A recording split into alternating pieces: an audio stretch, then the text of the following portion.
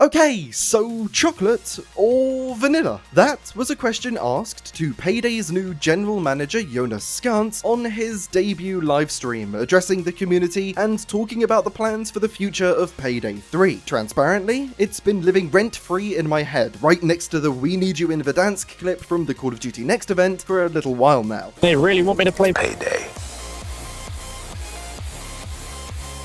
There's nothing wrong with the question itself, it's a perfectly fine thing to ask, but the more I think about it, this underlines how disastrous the second anniversary stream actually was for Payday 3. If you ask me, it would have been better if no stream took place at all. To truly understand why the stream itself was such a letdown, we need to go back to the very beginning of Year 3. The year kicked off with a message celebrating 14 years of Payday, specifying that we had some surprises in store for us over the next few weeks. Specifically citing October 2nd and saying that we as the community should get ready to learn and see and feel more. At the time, we had no idea what that meant, but it at least showed that something was coming. Later that same day, we got our first look at the game's upcoming skills rework. This gave us an extremely in-depth look at something that has been highly requested from the very start of Payday 3's life. And you know what? It was a pretty damn good first impression. It wasn't perfect, but I think Skills 2.0 hits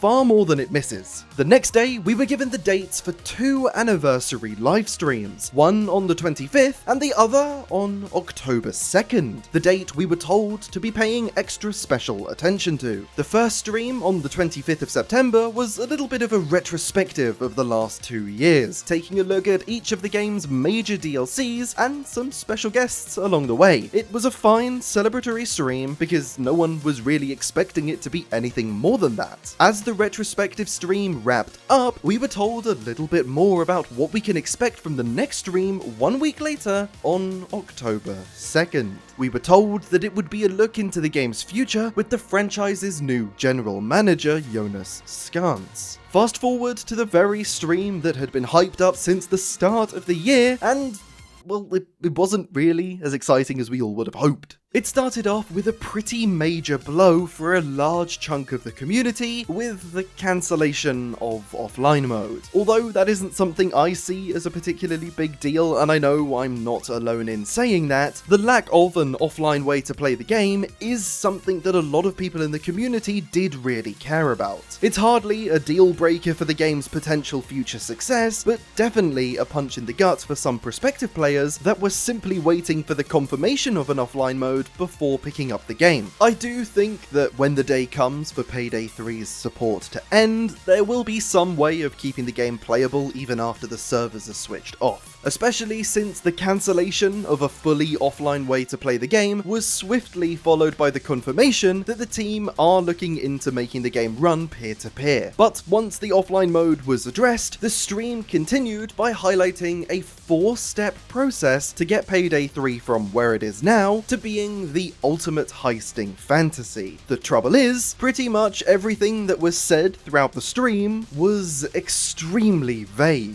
And this is emphasized even more by the recap blog put out after the stream. Step 1, titled Making Payday Feel Great to Play, speaks about smooth, responsive gameplay and making sure that you're always having fun while playing the game even if you're failing a heist, and this all includes things like quality of life improvements and making the game easier to pick up for new players. That's all great, really. I don't think anybody out there would turn around and say, no, I don't want Payday 3 to be a smoother, responsive game with a high standard for quality of life improvements that's easy for new players to get on board with, while also maintaining a level of challenge for players that have been around the franchise for a while. I'm sure we can all agree that we want a Payday that feels good to play. I walked away from this part of the live stream with a single question, however. How are you going to be doing any of this? Granted, it has been loosely confirmed that the Nebula system is going to be removed and there'll be some communication improvements, but other than that, there was no explanation as to how the team are really going to make Payday feel so great to play. So we kind of walk away away from this section with nothing. Jonas briefly touched on some technical enhancements for the game, such as upgrading to the newest version of the engine, which is going to allow for heavier randomization going forward, among some other things, but the majority of this section of the stream felt like not a whole lot was actually being said, saying things like the game isn't just going to have more content, it's going to have more meaningful content, and saying that the game should provide more in the way of progression and account growth. Again, this is all true, but how exactly is this going to translate into the actual game? That's what I was hoping this stream would be able to tell us. With respect, I could have told you that the game needed a deeper progression system. In fact, I have made a video about exactly that back in March of this year. But I guess explaining how something feels good can be a hard task. So let's move on to step 2, which is all about making sure there's always a reason to log in. This one, you'd imagine to be a lot more tangible. If I asked you why something feels good, you might not necessarily be able to articulate that very well, but if I'm asking you why I should log in and play a game, I'd expect that to be an easier question to answer. But this section was almost just as vague as the last one. I think the blog post actually gives us some better insight into what the plans are than the stream itself did. But still, what exactly is meant by progression loops that reward the mastery of different builds, or missions and quests that evolve over time? The third point, I feel like I should be able to form an idea of how visible rewards that reflect each player's journey would actually manifest into the game, but won't that be somewhat similar to simply being able to purchase different cosmetics as you reach a higher level of infamy? If it isn't, then how exactly is this going to work? Am I going to have to play a specific heist in a certain way, which will then unlock a particular cosmetic? If so, then why wouldn't this just be referred to as challenge-based cosmetics? If this is something completely different and perhaps revolves around encountering specific random events just by playing the game more and more, then that is kind of cool. On the other hand though, if the reflecting each player's journey part of this point simply boils down to taking your actual personal journey with Payday 3 through the lens of when you were playing the game, for example, you only unlock certain cosmetics if you're playing the game during a particular event, then that's less interesting as it's basically a FOMO mechanic. I hope I'm painting a pretty clear picture of why being this vague is a really poor way of communicating, especially on what should have been a stream talking about what's coming within the next year. And this is the line of thought that leads me to saying that I didn't think this stream should have happened earlier in the video. This section of the stream did end with the announcement of the Payday Insider Initiative that seems to have been renamed to the Payday Player Council, where members of the community can email in explaining a bit about their history with Payday and potentially be invited to give feedback on things related to the franchise going forward in some sort of focus group. That does sound like quite an interesting initiative if I'm being completely honest, and I'll be paying close attention to the impact this actually has going forward. Jumping on to step 3 of the process, this one is titled New Ways to Play and continues to be just as vague as the last 2 sections, but in a slightly different way. You see, this time we actually got some tangible statements, like Jonas being interested in exploring new narratives, something that I'm personally very on board with, but he also talks about finally building up to that 4 to 6 week update cadence. So if we've actually got some information here, why am I also calling this one vague? Well,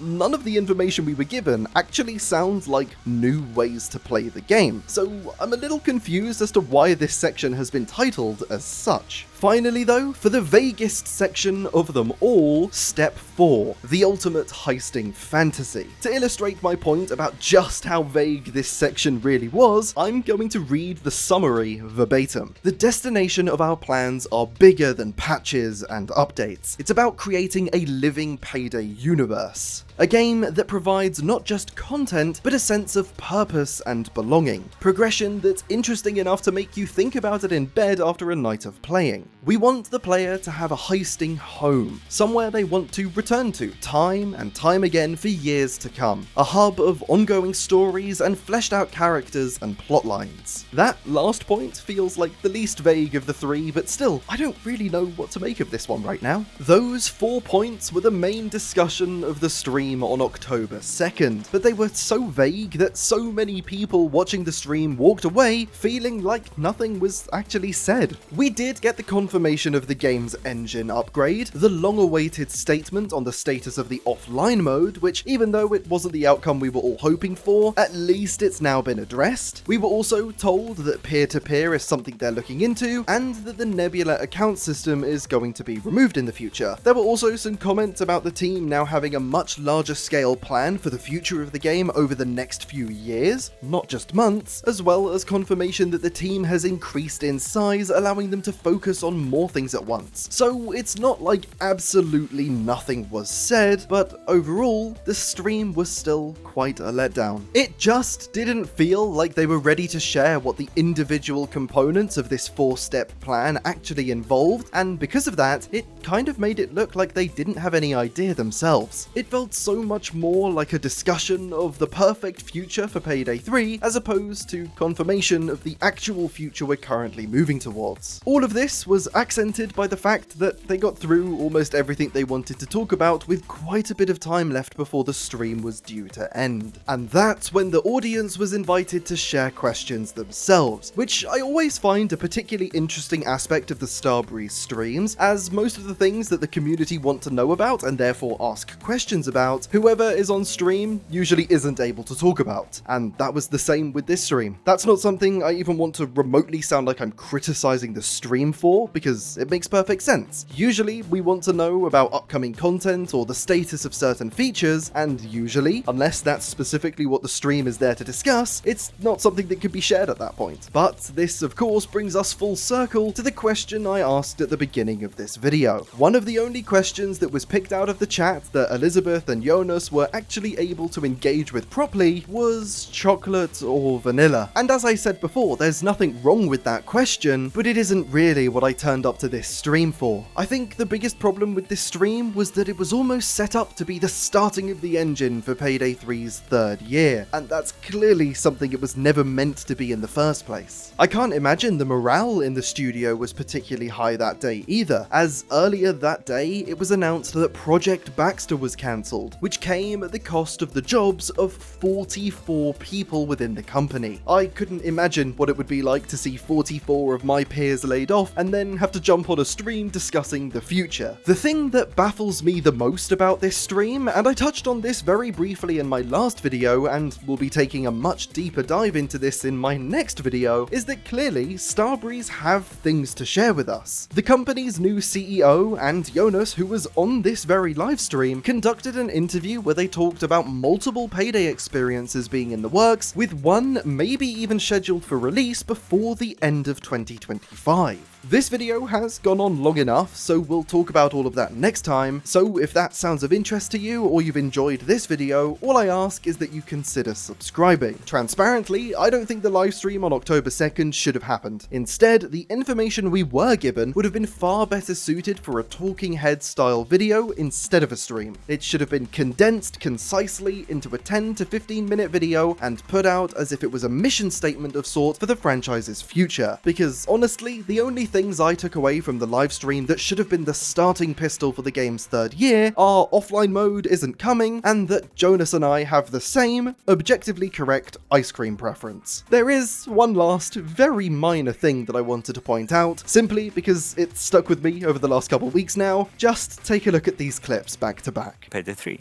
There's a lack of events, randomized events, etc. And I feel the game is a bit vanilla. Chocolate or vanilla? What's your preference? Vanilla, because you can put a lot of good things. It's much better to put chocolate on top. Yeah, no, I can agree with that. Yeah. I used to be like, when I was a child, I loved chocolate. Yeah. It was like, what's the point of vanilla? But now that I'm an adult, I see the point of vanilla. I'm going to use that as a metaphor for Payday 3 still being on the back foot for now, but potentially having a strong future. The game is certainly a little bit vanilla right now, but hopefully over the next few months, we'll start to see some chocolate added to the equation. If you want to hear my thoughts on why the Payday community is currently in such a difficult position, you can click the video on screen now. Thank you very much for watching, and I'll see you in the next video.